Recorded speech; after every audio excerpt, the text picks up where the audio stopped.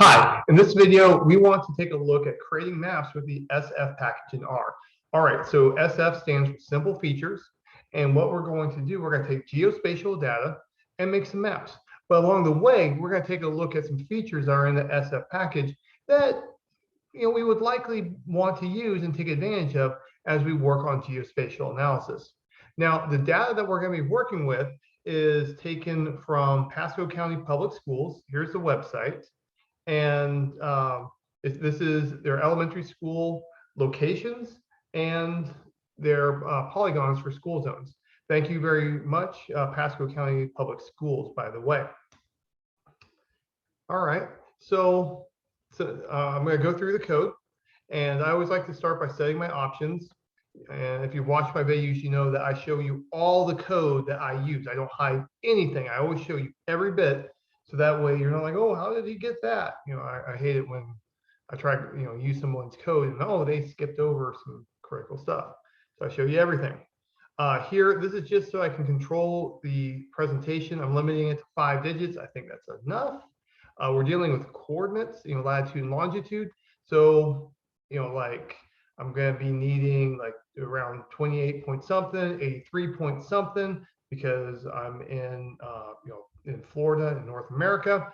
And, so I'm setting it up to be able to get like 3 places after the decimal. And I don't want it to have scientific notation at all. So I put a really big number there. All right, so let's load the data. This is taken from Pasco County Public Schools, like I said. So there's 2 data sets, one for the location of each of the schools, and then the school zones themselves, which are geospatial polygons.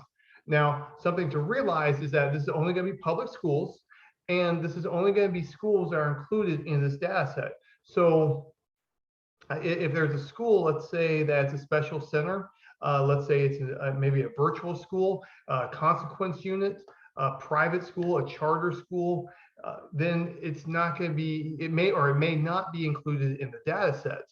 But for this purpose, this is what we've got. If you want to know more about their schools that are not in this data set, contact Pasco County Public Schools. It'll probably be on their website under their choices section.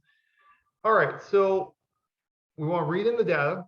So this is the elementary schools for the 2021-2022 school year. This is the latitude and longitude, actually, this is the coordinates for where each of the schools are, okay? And I'm going to call this points. So my naming convention is always object goes first. It's an SF object, and then some kind of description of what the object is. All right, and we can see that specifies where we got it. Says the driver that is being used is an ESRI shapefile. We've got 49 features and 7 fields. So that's as a data frame, 49 rows, 7 columns. And the geometry type is point, dimensions X and Y. So we don't have any elevation in here. And now here's something to notice. My bounding box, when I look here, we can see that we have X-min, Y-min, X-max, Y-max, and those look very funny. Why? Those don't look like latitude and longitude. Well, they're not.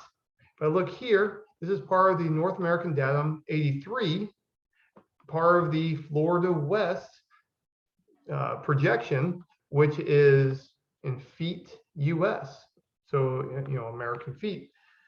All right, so that's unusual. That's something that's different from other, other mapping systems that, that we might be working with.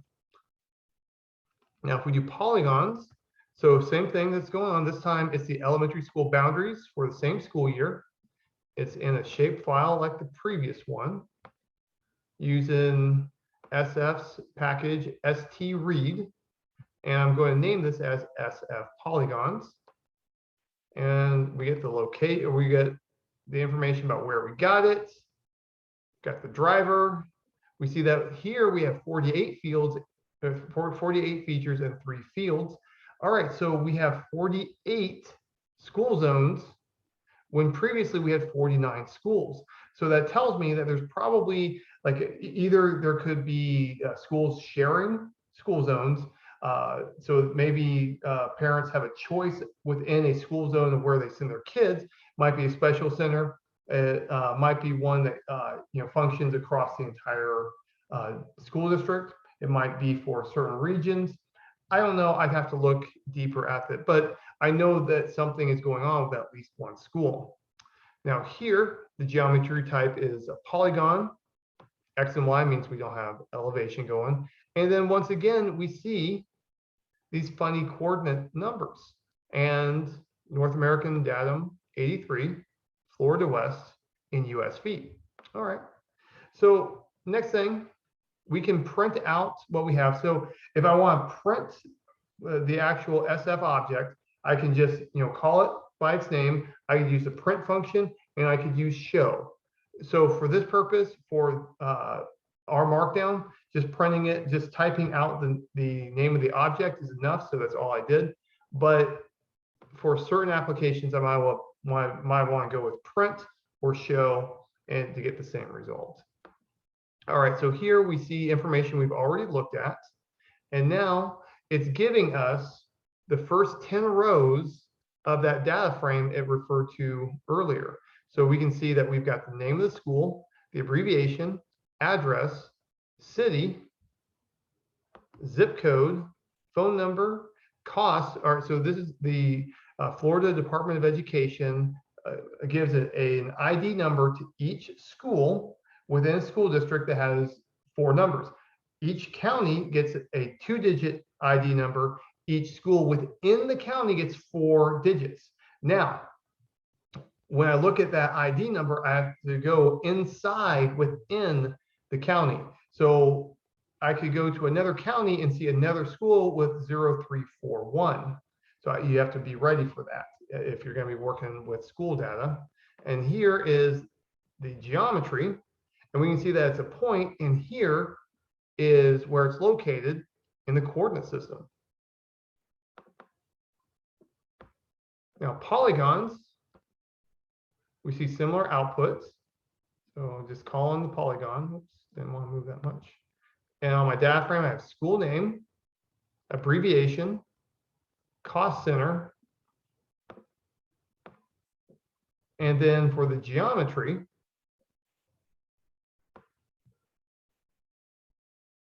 we can see that it's a polygon.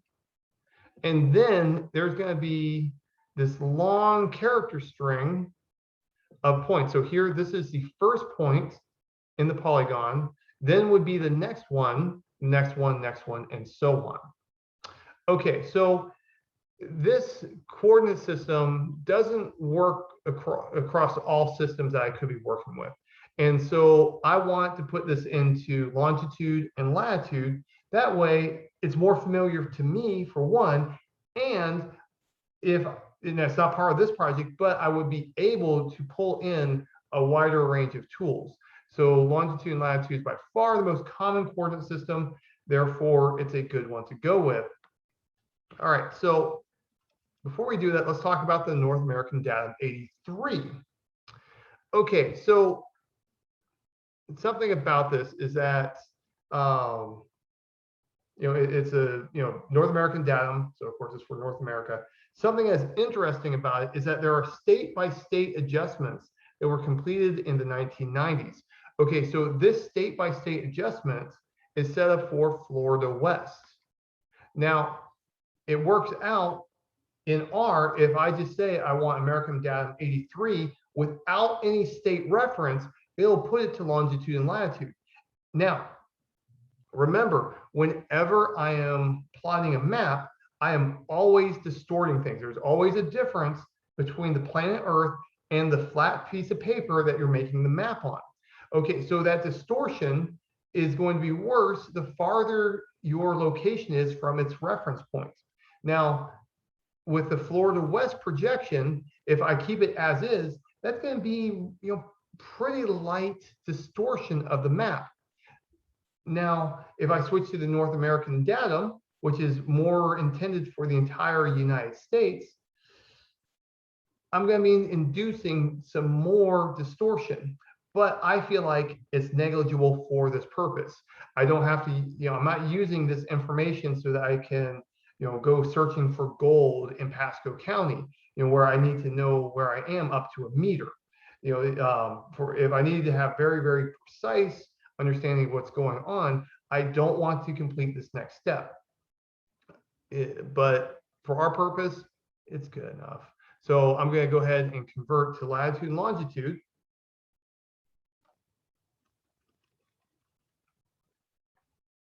And the datum's origin is Earth-centered, various, and the name of the ellipsoid is GRS 80. So remember that when we're dealing with geospatial data, we're not doing a projection on a sphere. Like if I'm holding a globe, that is a reasonable approximation of the Earth, but it's not quite good enough. How they actually build our maps is that they take a whole bunch of ellipsoids, and each ellipsoid approximates a region that is on top of it. So instead of having a globe or a sphere, we have ellipsoids like intersecting with each other, and each region of the Earth connects to an ellipsoid that does a pretty good approximation.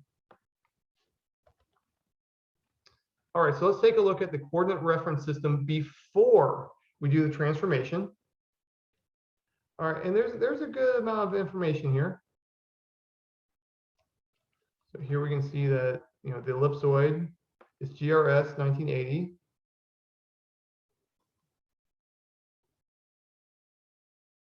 So some good information to know.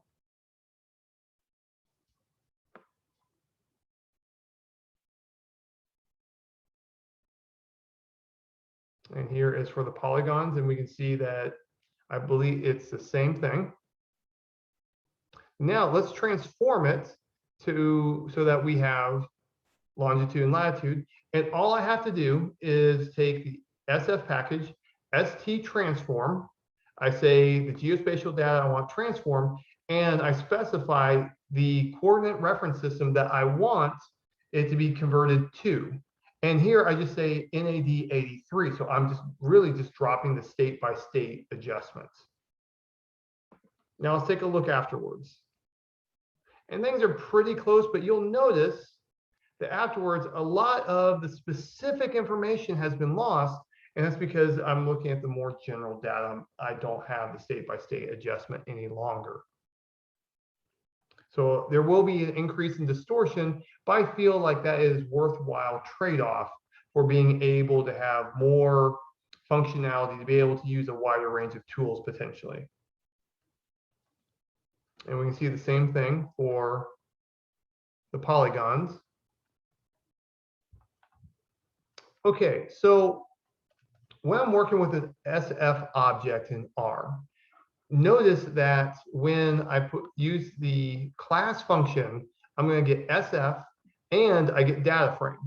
All right, so in general, what is going to happen is if I pass an SF object to a function in R, what it's going to do is the function is going to check to see, basically down a list, this will be the first one it checks, this will be the second one it will check. If it has a technique, if it has a method to handle this class of object, it just does it. It just goes with the first one it can work with, it grabs it, it goes. Now, if it can't work with this one, then it goes to the next one, and it's possible to have multiple classes for one object, and it'll keep on going until it can't go any further. So most of the time, what is going to happen is if I pass an object to a function that can handle a data frame, then it's going to treat it as a data frame as in the normal way we'd expect it. Something to be warned about is not every function in R will do this. So there are times that it won't function like a data frame when I want it to. All right, so just as a quick example, if I just call the head function, just like the standard head function with any old data frame, here I'm putting n equals 3 just to kind of compress some output.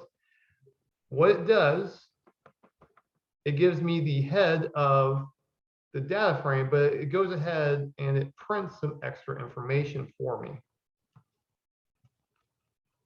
Now, if I want it to behave as a data frame, or let's say that the function I'm working with doesn't go through the full process, and once it sees SF, it just stops. It won't accept an SF object. What I can do is I just go as data.frame, and what this will do, this will drop the geospatial aspect of it, and it will be just the data frame that's in there that we are looking at.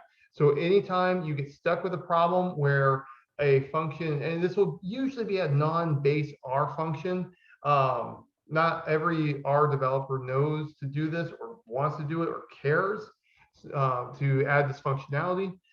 If it won't go the way you want it to, just convert it to a data frame, boom, it will work for you. All right, and so almost everything that you can do with a data frame, you can do with an SF object. So for example, I can get a logical index. I can use $ notation. I can subset on the rows. You notice I'm doing a subsetting. And I can use this column inside this vector, just like any old data frame. And you'll notice that if I do this, so here, what I want to do, I want to look at the information for the polygons.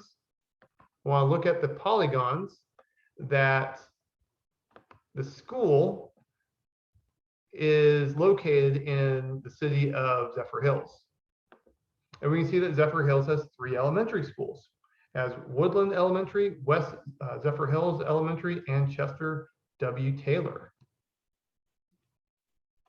Okay, well, you know what, we can go a step further, and we can use the tidyverse operations with this also. So you'll notice I've got the Magritter piping operation, and I've got dplyr filter, and I'm using the tidyverse notation for this to filter out the rows exactly in the same way I did before. But now I'm only doing it on a point. Previously, I did it on the polygons. And we can see here is the latitude and longitude of those 3 elementary schools.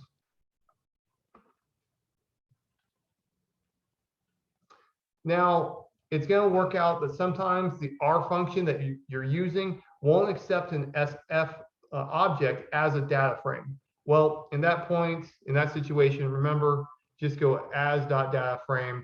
I've never had any problems after that. In general, for most situations, I like to use regular data frames instead of like Tibbles or other more recent objects, just because of the fact that not every function will accept them. I like just to keep it consistent. All right, so now let's go ahead and compute some geometry features. So something that I can do is I can compute the area of the geometric objects. All right, now, if I'm computing an area of a point, that's going to be 0. So if I do it on the point geometries, I notice I get all zeros. If I do it on the polygons, compute the area on the polygons, I see that I get the area of each one. And we can see that it's in meters squared. So that's nice that it tells us. If I would not have done that coordinate transformation, it would have been in feet squared.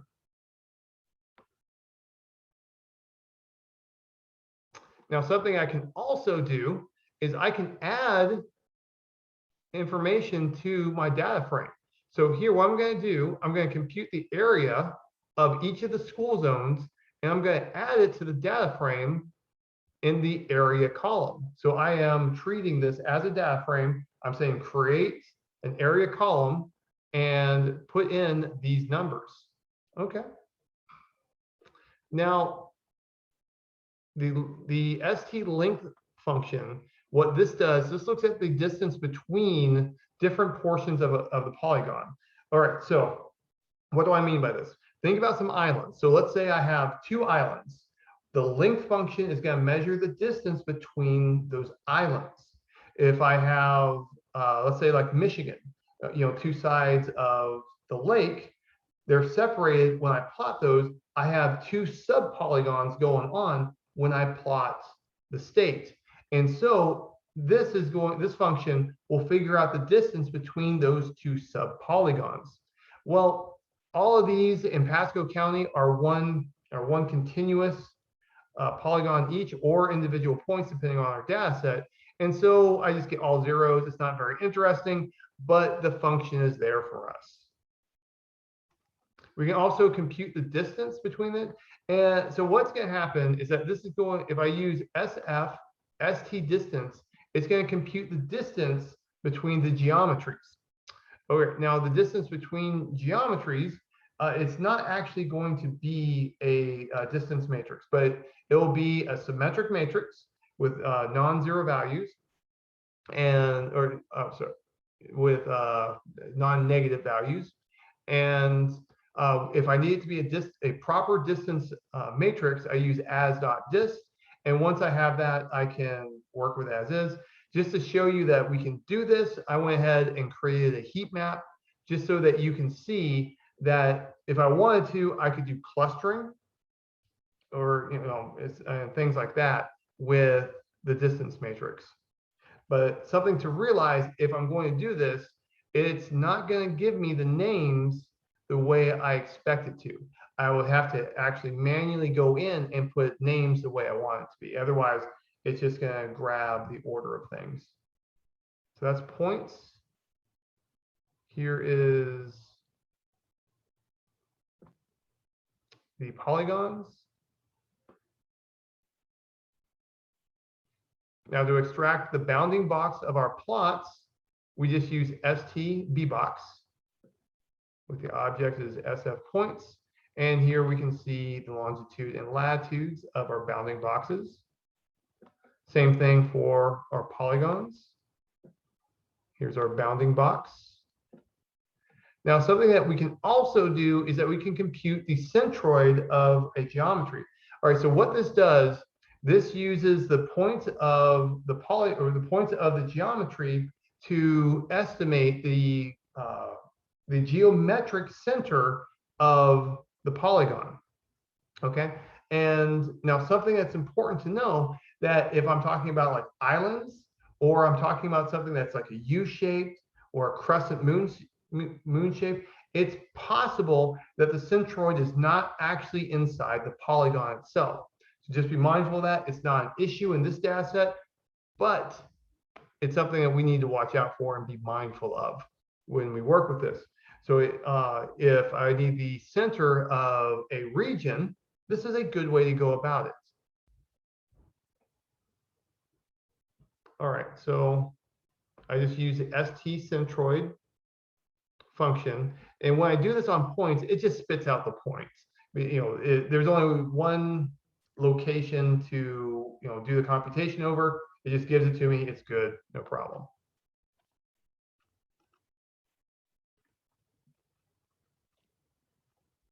So this point, it will actually be the same as what it was before. Nothing really changes. Now it's a little bit more interesting when I do this to the polygon. So here I've got the polygons data sets. I'm computing the centroid with SFST Centroid in the SF package.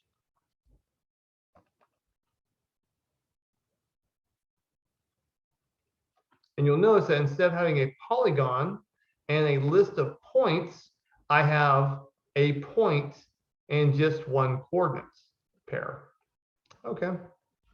So, what this is doing, this is taking an entire, school zone and just converting it to one point that is approximately the center of the school zone.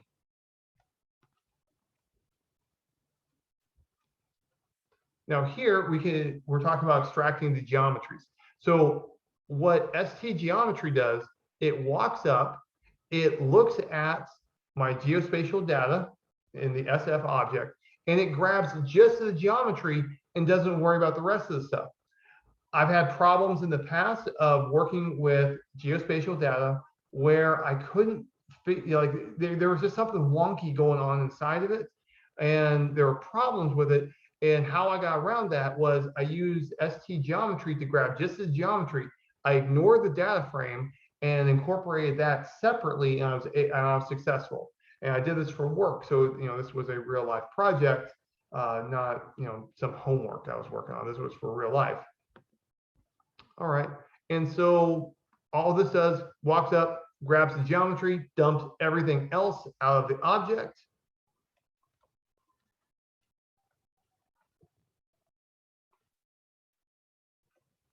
Here's the polygons. All right, so now let's actually get to plotting maps, which I know is what we actually want to do when we work with this package. Okay, so I'm going to go ahead and call the SF package at this point. You notice I was doing double colon notation throughout to make sure I didn't have colon, they didn't have package confusion. Now that I'm using the plot function, I feel like I just need to go to SF. Yeah. All right, so let's go ahead and plot the polygons. So what I'm going to do every single time in these examples, I'm going to plot the polygons and then plot the school, individual points, and let's see what happens.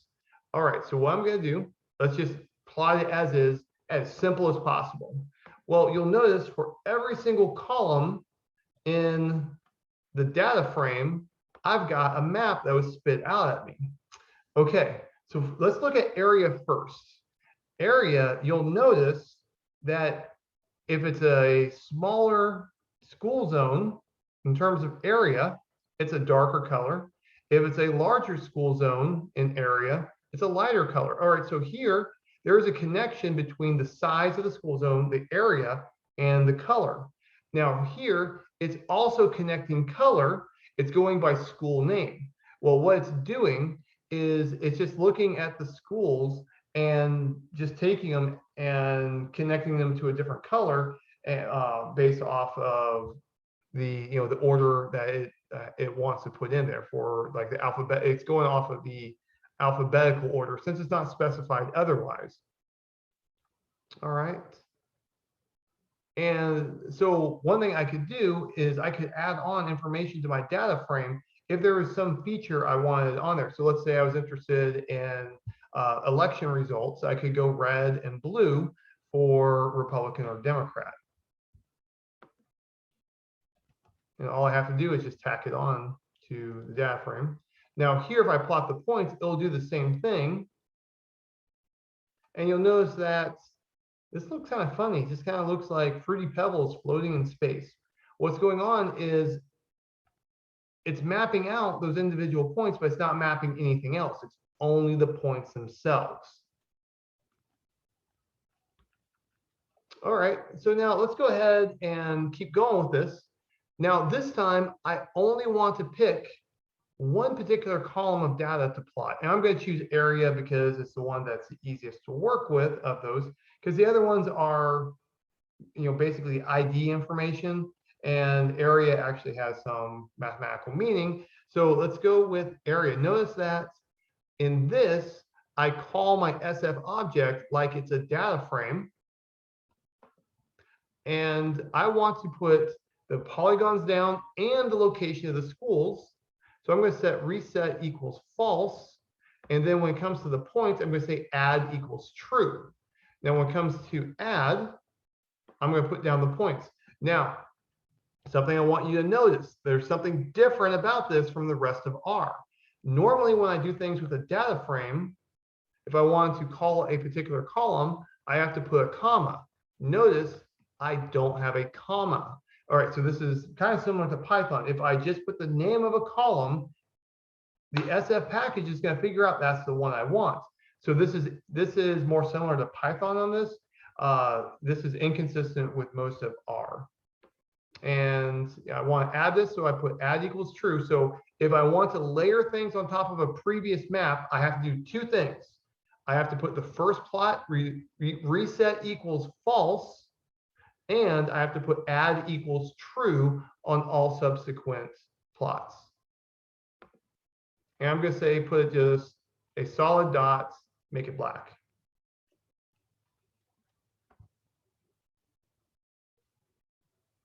And here, we can see our school zones, and we can see where each school is.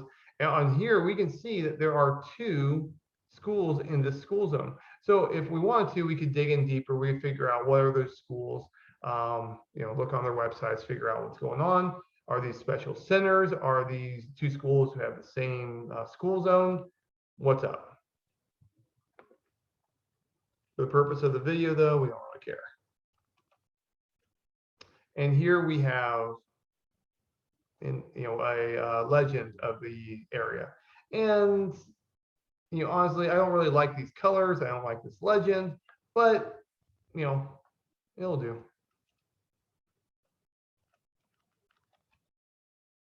And I could manually go in and play with things. If I wanted to have particular colors of particular legends, I could go through and manually enter those colors into the data frame and then specify that column as the colors. All right, so now if I plot the geometries, remember that the geometries are where I walk up, I grab just the geometry, I don't worry about the data frame at all. I can plot these, and you'll notice it'll be a very bare bones plot. But if I have something wonky, something screwed up with what's going on, this is a good way to grab what I want and dump the rest of it if all I care about are the geometric features. All right, so now let's kick it up a notch. Let's make this a little bit more interesting. Let's say that I'm only interested in the elementary schools in Zephyr Hills, but I want to plot all of Pasco County just so that I know where is Zephyr Hills within Pasco County. All right, so what I'm going to do, I'm going to plot the polygons, and I just chose school name. It could be any one of the columns that I wish. I'm going to set reset equals false because I want future things to be layered on top of it. I'm going to make all of the polygons white so I can put things on top of them. And I'm going to put a main title of Pasco County Elementary Schools in Zephyr Hills. Now, what I'm going to do is I'm going to take the polygons that are for Zephyr Hills. I'm going to plot those. I'm going to plot them gray, and I'm going to add it to the previous plot. So what's going to happen is most of the school zones will be white except for the ones in Zephyr Hills. Now I'm going to plot the schools that are in Zephyr Hills.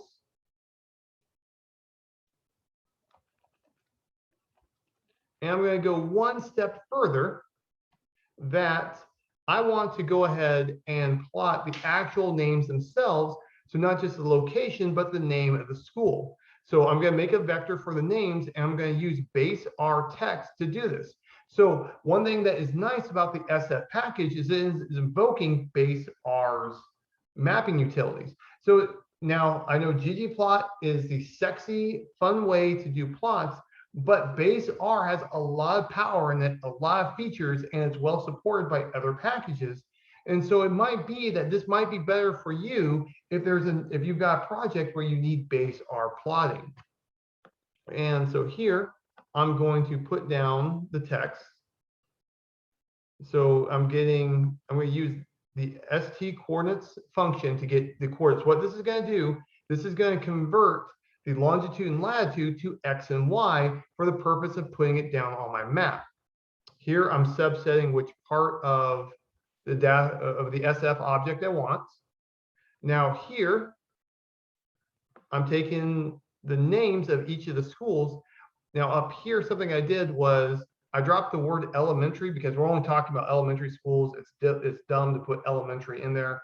It just makes the text longer. If I had a mixture of schools, I would not be doing a G sub on the word elementary. And I as constant practice is I hit trim white space whenever I'm doing string character manipulation, just because it's good practice. And now here, what I'm doing, before making the video, I looked at the map. I didn't like the location of text. What this will do is the number indicates where do I want the text in relation to the X and Y coordinate. If I put a 1, I want it below. If I put a 2, I want it to the left. If I put a 3, I want it above. I put a 4, I want it to the right. So it rotates in a clockwise manner starting from the x-axis, y-axis, and then the ones that follow in their rotation. And so here I can see the school zones for Zephyr Hills, and I can see where the schools are. So if I want to make sure that, like, I'm going to buy a home and I want my child to be able to walk to school, I know that I would want to be in, pretty close to these locations if I want to make sure that I'm in Zephyr Hills. All right, well, that's all I've got for you. Take care and goodbye.